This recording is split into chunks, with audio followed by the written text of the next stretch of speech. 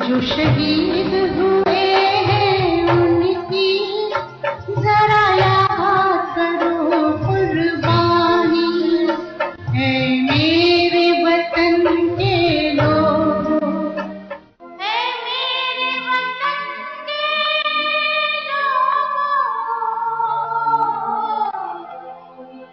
तुम खूब लगा लो नारा,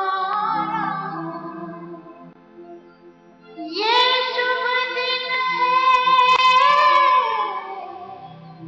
हम सबका, लहरा लो तिरंगा प्यारा, पर मत भूलो सीमा पर वीरों ने प्राण गंवाए, कुछ याद उन्हें भी कर लो, कुछ याद उन्हें भी कर लो, जो लौट के घर ना आए, जो लौट के घर ना आए। नमस्कार, स्वागत है आपका हमारी इस खास पेशकश में। आपके साथ मैं हूं गीता जोशी। ऐ मेरे वतन के लोगों, वो गाना जिसे सुनते ही देशभक्ति का जज्बा रगों में दौड़ने लगता है, आंखें नम हो जाती हैं और वतन पर मर मिटने वाले शहीदों की याद में सर झुक जाता है। शहीदों की कुर्बानी को याद करते हुए ये वो गाना है जिसने तत्कालीन प्रधानमंत्री पंडित जवाहरलाल नेहरू की आंखें नम कर दी। इस गाने को 50 साल पहले लता मंगेशकर ने गाया था, लेकिन ये आज भी सुनने वालों की आत्मा में उतरता चला जाता है।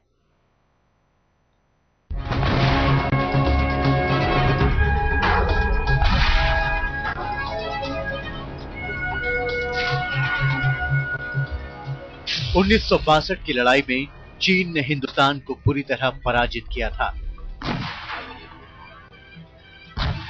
हजारों की तादाद में हमारे फौजी भाई शहीद हुए थे। देश का मनोबल नीचा था। हिंदुस्तान खून के आंसू रो रहा था।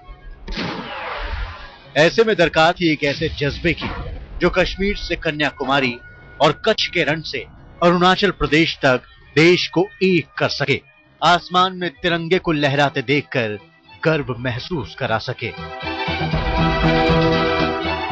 जैसे ही हालात में राष्ट्रकवि प्रदीप की कलम से निकले थे ये शब्द, जो लता की आवाज पाकर अमर हो गए। है मेरे वतन के लोगों, जरा आँख में भर लो पानी, जो शहीद हुए हैं उनकी जरा याद करो कुर्बानी। लता की जुबान से निकला ये गीत देशभक्ति का एक गाना ही नहीं, बल्कि हिंदुस्तान का दर्द था। उसके सिसकते दिल की आवाज थी। सीमा पर शहीद हुए फौजियों की देशभक्ति की वीर गाथा थी। जब हम बैठे थे घरों में, वो झेल रहे थे गोली। इसलिए जब ये गाना पहली बार दिल्ली में हजारों लोगों के साथ साथ प्रधानमंत्री जवाहरलाल नेहरू ने सुना तो उनकी आंखों से भी आंसू निकल पड़े। तत्कालीन प्रधानमंत्री के साथ रो पड़ा पूरा वतन, जिसके सीने में अपने जवान बेटों को खो देने का दर्द दफन था। जो खून गिरा पर्वत पर, वो खून था हिंदुस्तानी, जो शहीद हुए हैं। ये गाना आज तक किसी फिल्म का हिस्सा नहीं है। इसके संगीतकार सी रामचंद्र ने इसे सिर्फ और सिर्फ फौजी भाइयों को सलाम करने के लिए बनाया था। लेकिन आज इस गाने के बगैर लता के गानों की कहानी पूरी नहीं हो सकती। कोई सिख, कोई जाट मराठा, कोई गुरखा, कोई मद्रासी। इस गाने के बगैर देशभक्ति की बात भी पूरी नहीं हो सकती, क्योंकि इस गाने में जय न सिर्फ हिंद की है, बल्कि जय उसकी सेना की भी है। सरहद पर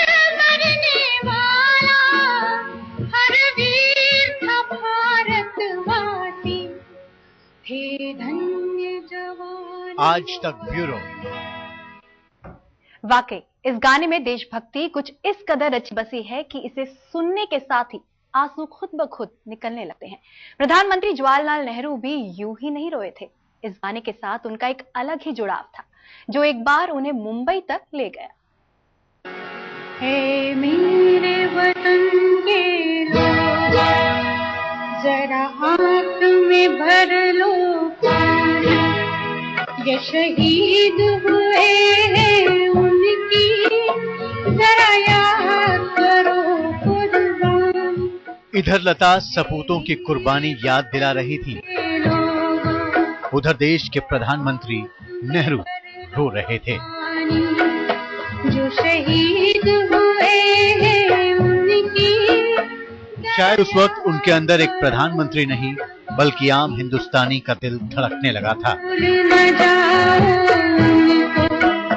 इसलिए सुनो ये तकरीबन 7 मिनट में लता ने ये गाना खत्म कर दिया, लेकिन पंडित नेहरू के दिलो दिमाग पर ये गीत अमिट छाप छोड़ गया। वो उसे मरते दम तक कभी नहीं भूल पाए।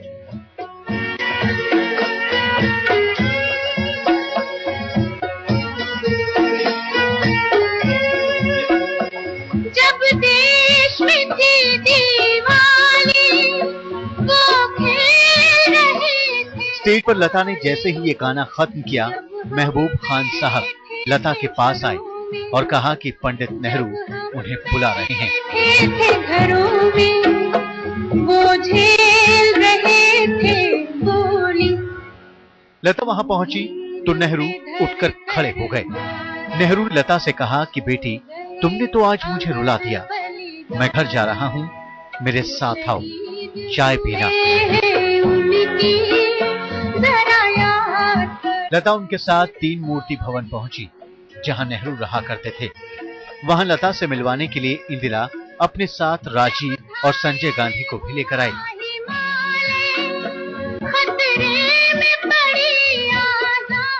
लेकिन चलने से पहले पंडित नेहरू ने लता से आग्रह किया कि वो एक बार फिर से ये गाना गाएं, लेकिन लता ने बड़ी विनम्रता से उन्हें मना कर दिया। जो खून गिरा पर्वत पर, वो खून था हिंदुस्तानी, जो शहीद। लेकिन बात यहीं आई गई नहीं हुई। नेहरू के दिल में ये गाना इस कदर बस चुका था कि उन्होंने गाना लिखने वाले कवि से मिलने की इच्छा जताई। लेकिन इत्तेफाक से उस दिन कवि प्रदीप वहां आए थे। तकरीबन 2 महीने बाद 21 मार्च 1963 को पंडित नेहरू मुंबई पहुंचे। मुंबई पहुंचने के बाद उन्होंने कवि प्रदीप को मिलने के लिए बुलाया। मुलाकात के दौरान नेहरू जी कवि प्रदीप से भी ये गाना गाने का आग्रह करने लगे। कवि प्रदीप ने न सिर्फ ये गाना गाया बल्कि अपने हाथों से लिखकर गानों की एक कॉपी भी उन्हें भेंट की।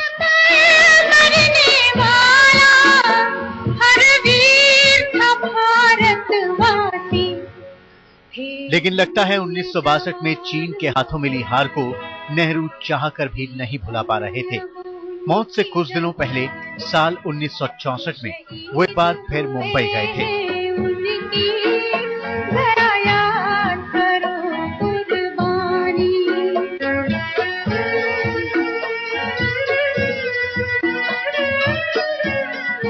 उस दिन लता मुंबई के ब्रेबॉर्न स्टेडियम में एक चैरिटी इवेंट में गा रही थी। अचानक उनके पास एक संदेशा पहुंचा। ये संदेशा पंडित नेहरू का था। नेहरू ने उनसे ए मेरे वतन के लोगों गाने का आग्रह भेजा था।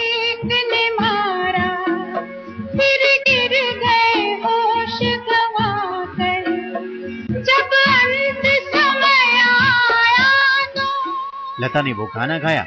उसके बाद लता के पास मैसेज आया कि पंडित नेहरू उनसे मिलना चाहते हैं। वो अपनी कार में इंतजार कर रहे हैं। लता वहां पहुंची तो नेहरू जी ने कहा कि मैं यहाँ तुम्हें सुनने आया था। मुझे बेहद अच्छा लगा कि तुमने ये गाना गाया। खुश रहना। आज लता के गाए इस तराने को सुनने के लिए नेहरू जी नहीं हैं, लेकिन जो भी इस गाने को सुनता है उसकी आंखें जरूर नम हो जाती हैं। आज तक ब्यूरो। अब हम तो सफर करते हैं। देशभक्ति का ये जज्बा जगाने वाला ये गाना यूं ही लता की झोली में नहीं आया था। इस गाने के लिखे जाने की कहानी जितनी दिलचस्प है, उतना ही दिलचस्प है इस गाने के लिए लता मंगेशकर की आवाज को चुना जाना। लेकिन वो कहते हैं ना, गाने गाने पर लिखा है गाने वाले का नाम। वैसे ही कुछ कहानी इस गाने की भी है। है मेरे वतन के लोग, जरा आंख में भर लो पानी, ये शहीद हुए हैं उनकी, जरा याद करो कुर्बानी। जिस लता की आवाज में ये गाना आप सुन रहे हैं, उसे शायद आप आशा भोसले की आवाज में सुन रहे होते। असल में गाने की धुन तैयार करने वाले म्यूजिक डायरेक्टर सी रामचंद्र इसे आशा से ही गवाना चाहते थे और उन्होंने आशा से कह भी दिया था, लेकिन उन्हें लग रहा था कि अगर ये गाना लता गाती तो बेहतर होता। लेकिन उनकी परेशानी कुछ और थी। सी रामचंद्र साहब और लता के बीच उन दिनों अनबन चल रही थी, लिहाजा वो खुद लता से गाने का आग्रह कैसे करते। इसलिए उन्होंने गीतकार कवि प्रदीप से अपने दिल की बात कही। जब देश में थी दिवाली, वो खेल रहे थे होली। कवि प्रदीप की लता बहुत इज्जत किया करती थी। प्रदीप लता के पास पहुंचे और मशक्कत के बाद उन्हें मना लिया, लेकिन मानने के बाद लता ने कवि प्रदीप से पूछा कि कहीं अन्ना उनका अपमान तो नहीं करेंगे। सी रामचंद्र को इंडस्ट्री के लोग प्यार से अन्ना कहकर बुलाते थे, इसलिए लता को मनाकर प्रदीप सी रामचंद्र के पास पहुंचे तो वहां एक और मुश्किल खड़ी हो गई। रामचंद्र साहब ने उन्हें बताया कि आशा ने रिहर्सल शुरू कर दी है। फिर एक राय बनी कि लता और आशा दोनों को साथ गवा लेते हैं, लेकिन लता इसके लिए तैयार नहीं हुई और आखिरकार ये गाना लता से ही गवाया गया।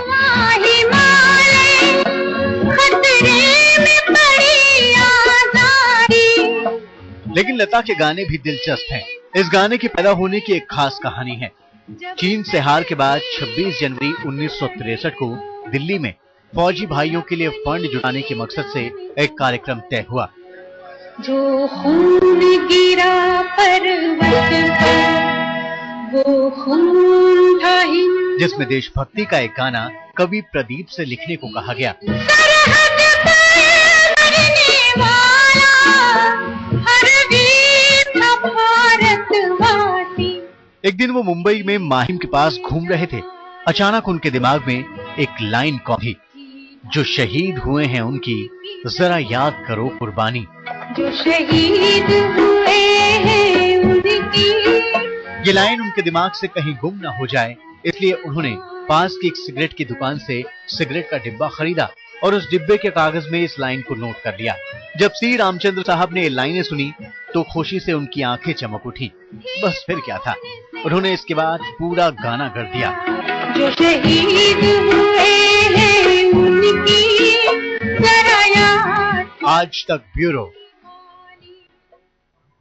हमारी इस खास पेशकश में बस इतना ही। जो शहीद हुए हैं उनकी, जरा याद करो कुर्बानी।